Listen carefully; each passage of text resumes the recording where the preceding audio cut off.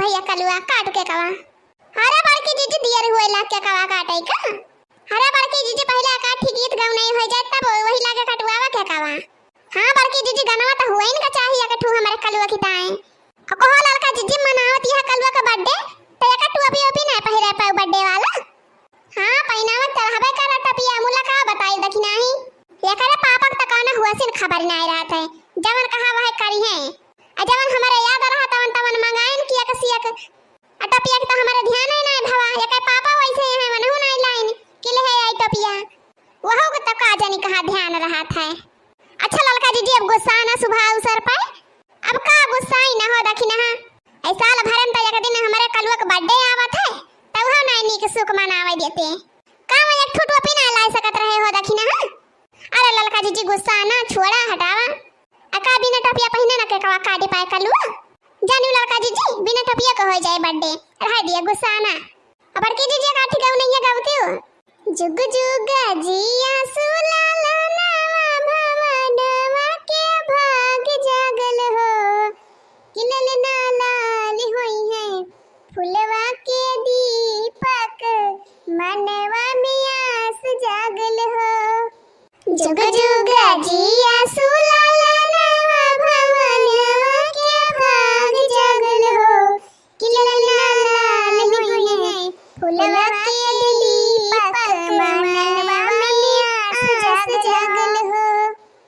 हां जुग जुग जिया सुला लाना भवनवा के भाग जागल हो किलल ना लाल होई है फुलवा के दीपक मनवा में आस जागल हो जुग जुग जिया सुला लाना भवनवा के भाग जागल हो किलल ना लाल होई है फुलवा के दीपक मनवा में आस जागल हो।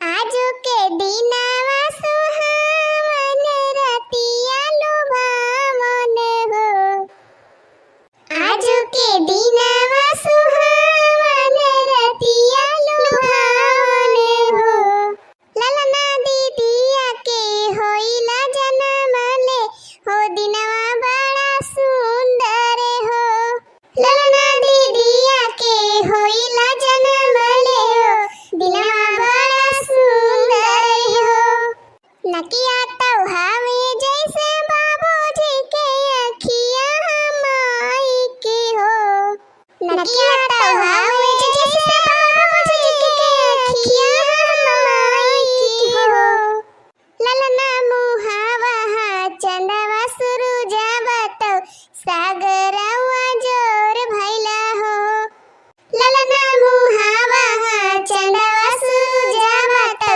सागरवा जोर भैला हो जुग जुग जिया सुला लाना भवनवा के भाग जागल हो किलल ना लाल होई है फुलवा के दीपक मनवा में आस जागल हो जुग जुग जिया सुला लाना भवनवा के भाग जागल हो किलल ना लाल होई है फुलवा के दीपक मनवा में आस जागल हो। सासु सुहागिन बाड़े भागी नयन धन लुटावेली हो सासु सुहागिन बाड़े भागी नयन धन लुटावेली हो ललना दुआरा पा बाजला बधाइया आंगनवा उठे सोहारे हो ललना दुआरा पा बाजला बधाइया आंगनवा उठे सोहारे हो नाची गावेली बहिनिया ललन के खिलावेली हो नाचे गावेली बहिनिया ललन के खिलावेली हो ललना चिहू के चलेला रस बरसावेला हो ललना चिहू के चलेला रस बरसावेला हो जुग जुग जिया सुला लाना भवनवा के भाग जागल हो किलल ना लाल होई फुलवा के दीपक मनवा में आस लागे हो। जुग जुग जिया सुललनवा भवनवा के भाग जागल हो। किलल ना लाल होई है फुलवा के दीपक मनवा में आस लागे हो। वाह बड़की जीजी वाह, मजा आ गया एकदम। हाँ कलुआ अब काटो किया को। हाँ काटो भैया के कहा काटो। कल्लू भैया क्या काट के पहले अपने मम्मी खवाओ तो वही लागे हमारा सबका दिया, हमारा सब खाई। और तोहरा सब जान गिफ्ट उपिट लाए हुआ दे दिया कलुआ का। ले कल्लू भैया हमारी तरफ से गिफ्ट 4 चक्का गाड़ी दिया था तुमका, यहीं में बैठ के जाए पढ़ाए और यहीं में अपने मम्मी पापा के बैठ के गाड़ी में घुमाए खूब। ठीक बा बड़की अम्मा। लिया कल्लू भैया हमारी तरफ से गुब्बारा। लिया कल्लू भैया हमारा तरफ से गिफ्ट ले लिया। तोहरी चाहे बकरी लाए बकरी बकरी जा बूढ़ा यह कौन गिफ्ट आटे जन्मदिन पर दिए वाला। कहा बूढ़ा तू का कौन गिफ्ट नहीं मिला। हां ये छगड़िन बकरी मिला तू है। अब ये छगड़ी के लेके हमार कलुआ का करे। हरा ललका बहनी अब तू का जाना ये कलुआ के लिए सबसे बढ़िया उपहार बाय, बहुत कीमती बाय।